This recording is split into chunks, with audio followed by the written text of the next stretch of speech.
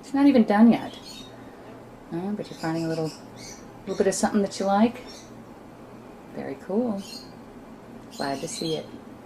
Oh God. And we're going to take this, it's already full, so we're going to take it and put it into the bathtub. Because this ain't making it. My stock pot isn't quite big enough. Okay, you ready? Now I've already disinfected this tub. I've washed the hell out of it, so... what did you think? Oh, whoa is right. Look at that. Okay, and we're going to keep adding to this until we get everything in there, and then we're going to... Those little ears, aren't they cute? Or you check they? Elf ears. Yeah. Parker's got ears. Anyway, we're going to add to that. I still have to get the sweet potato in there and a few other things, and then we're going to go ahead and boop, boop, and we're going to load it back into there, and then we start bagging process. But that's chopped so far. Thanks. First thing I'm going to do is take off my watch. I'm going to mix the chop. This is a messy process. However, I'm going to dive in there and get this all mixed up. What I did add was some celery seed and some garlic. The sweet potato went in, and we just kind of finished up with the little odds and ends that we had. So we're going to go ahead and I'm going to mix it. And this is, just get in there, right? But take your watch off.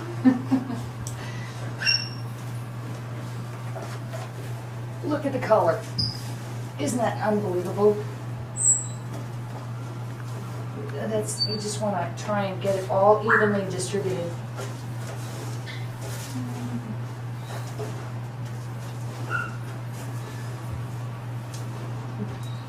As you see, it's all kind of in layers. So you just mix it.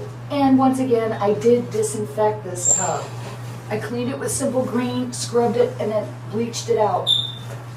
So it is a perfectly fine receptacle for what you have to do, because there would be no way that I could do that in that chop pot. You kind of got to just get in there, and it's like tossing a salad mostly. You want to make sure that that's evenly distributed all the way through. Because there's little pockets. Okay, there's two little ears that are stuck together. The Oriachetti is not cooperating. That's okay. Let's rip those apart. Now, I could possibly have put more pasta in there, but I had that wild rice in there for a starch, and I'm more concerned about getting vegetables in them, because they do have a formulated pelleted diet that they eat, and they eat some of our, some of my food. They get a little bit of this, a little bit of that. Every once in a while they get a little piece of rye toast or something. So I think this is in pretty good shape. And then what we're going to do is load this up, put this back in the chop pot, in my stock pot, and then we have to bag it. Look at that. The smell is unbelievable. You can't even imagine what it smells like. It's beautiful. A little bit of ginger, a little bit of cilantro. You can get a little bit of garlic. But I mean, this is some healthy stuff. Look at that. It's beautiful. And one of the things that I do is when I put it back in the chop, when I put it back in the stock pot, I have occasionally gotten photographs of Parker, Pepper, and Nyla all sitting on the edge of the stock pot, and they eat it. And it's a good money shot. And sitting with this big pot of chop. So we might do that, and we'll put them on the front porch and have them peck at it for a little bit. And then Lisa and I are going to start bagging it. So that's going to be the next part of the video. Here we go. And you'll see it pretty much is going to come out even. We might have a little bit more. This is a big batch. If so, I'll just get another pot. Parker, please. get another pot, and we'll bag it. I'll put it in there and we'll bag it out of that. But this is, whoa. This usually a full pot is about, for 3 parrots, it's good for about 3.5 months. I think I've got a good solid 4 months here, maybe 4.5. So let's see, it's August. I may not have to make chop again until the end of November. It's a wonderful thing. Okay, I don't believe it, but we got it back into the stock pot.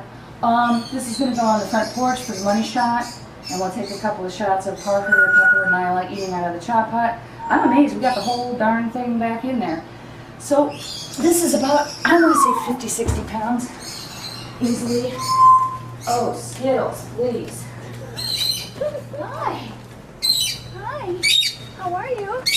Okay. Here we go. I'm going to put that right there. And we're going to move them. And then Parker and Pepper and Nyla can, oh, my chef whites. They can flail away for a little bit, about 5 minutes. And then Lisa and I are going to go ahead and bag it. You looking forward to that, Lisa? Sure do. Oh yeah, we'll see. Okay, and there it is. That's chop. Parker's being quite enthusiastic. Pepper and Nyla haven't quite caught on yet, but oh, there goes an ear. Oriachete. Now, considering how much chop that Lisa and I made in, actually it was only about an hour that it took to do all that. I did about 45 minutes worth of prep before she got here. It was cooking the pasta and the rice and soaking the quinoa, things like that. This really isn't too bad, considering we just made dinner for 3 birds, about 4 months worth. So yeah, we got a little cleanup, but it's really not that bad. So all in all, I think it's worth it. So hopefully you'll try chop sometime despite the mess, because in the overall, it's worth it. And you can see it right here. And what I've done, the easiest way to do this is you put newspaper down and use plastic bags. And what I've done is I've gotten a gallon bag, and I put the date. It says chop, and it usually contains, it will hold 20. So I put the chop in there, and that's about right for breakfast or dinner. So one of these is 1 meal. Now I feed my birds twice a day, and this chop there's about a tablespoon, and a tablespoon. That's perfect, because I also add either beans or I use some nuts, or they get some extra this, that, or the other thing. So that's about perfect for that. And then what we do, you kind of squish it down, and I'll show you. You roll it, get as much air out as you can, and you seal it like that. And then that will go into there. And I will put 20 of those in there, and then when that's filled up, that lays flat in the freezer. For those of you who have just 1 parrot or small parrots, you can get these snack size bags. And what you do is you can put just that much in, okay? And this would be perfect for lovebirds, budgerigar, what have you, the smaller species of birds. And you put that in there, and that might even be good for 2 meals in a day. So you would use the snack size bag, again, roll it up, seal it, and there you go. And that would go into your bag. You probably have 40 of these in there. So it all depends on how many birds you have and how much they eat, the size of them. But that would be perfect for, say, 3, 4 budgerigars, parakeets, or lovebirds. And that's 1 meal. If you prefer to do just 1 bag, for instance, let's say you've got some cephalus or medium-sized birds, this would work for 1 day. And so what you have is just enough for a day. You take it out of the freezer the night before, and you put it in the refrigerator, and you let it thaw, and you serve them their meals, and then you can put it back in the refrigerator, and then the other half is for dinner. And it's a really, really easy way of feeding your birds very healthy food, and it's really not that much of a problem.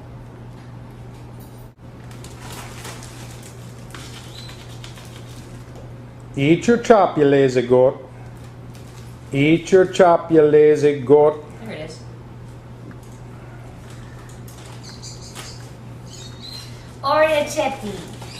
Are you having fun, Parks? You like that? That good?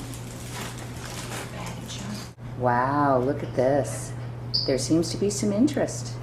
Why don't you get a spoon and see if you can check this out. Ooh.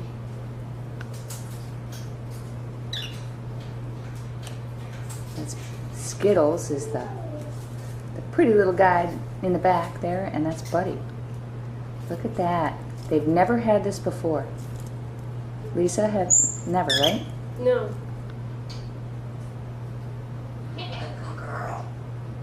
Pretty interesting. You like it, huh? These birds have never had chop before, and they seem to be very, very interested in it. You want some more? You're going to be taking some of this home, aren't you? Sure, I'd love to. Oh, good. Yeah. Like I said, we're halfway through the process here, but we had to take a break. I mean, we've been working for about 3 hours now. So we took a little break, and these guys have been out on the front porch, and they're back in, gonna have a little chop. What do you think, guys? You like it? Well, Lisa and I are done. We got 160 bags, plus some extra that Lisa's taking for Skittles and Buddy. So we have 160 meals. That's 80 days. That's just shy of 3 months. And that was, we started at about 1 o'clock, and it's 4:14. And so to put in that amount of time to get this much food, definitely worth it. Now you can add some other things as well. I have something here called Birdie's Buffet by Bookman, and I really like this feather bow line. It has all kinds of things in it: barley, red lentils, carrot slices, split green peas, bell peppers, rolled corn, oat groats, banana chips, and sometimes I do add this. But I had so much of the good vegetables that I got at the farmer's market and at Whole Foods that it just wasn't necessary. So I kind of skipped this one this time, but sometimes I do make this and give that to them separately. So you can do this, and it's pretty easy, and I will show you in a minute how you go about this. In the morning, or in the evening, excuse me, the night before you are going to go to bed and feed food in the morning, you take this out. You actually take 2 of these out. This is frozen, and you would use this in the morning. You take 2, put both of them in the refrigerator from the freezer the night before. In the morning, so you put those in, and in the morning, sleep. In the morning, you get up, and it's thawed. And you have the other one that is available for you for dinner. So this is a meal for 3 parrots for the morning, including other things, but I also make a frozen bee mix, and you can take that out the night before, and then you can serve this along with this. We also have the formulated pellets diet. This pretty much covers really what they need with the formulated pellets diet, a few things along the way that you give them out of your food. And essentially what you can do here, you can take this, and it won't be frozen, but you put it on defrost, express cook, you know, whatever, and you just defrost it for a while. And you can take that out, it's just warm. So when you take it out of the, when it's getting a little warm, you take it out, and again, this isn't done, but you squish it around so you make it all evenly kind of warm, so there's no hot spots. But you have to make sure that you do that, so you don't want to hurt them. So this bee mix is going to be another video, and next time I make bee mix, I'll be putting that on Parrot Nation as well. So this is a result of a few hours of work, and it was kind of a dirty kitchen, but it's kind of cleaned up now. And this is the result. And that's how you make chop.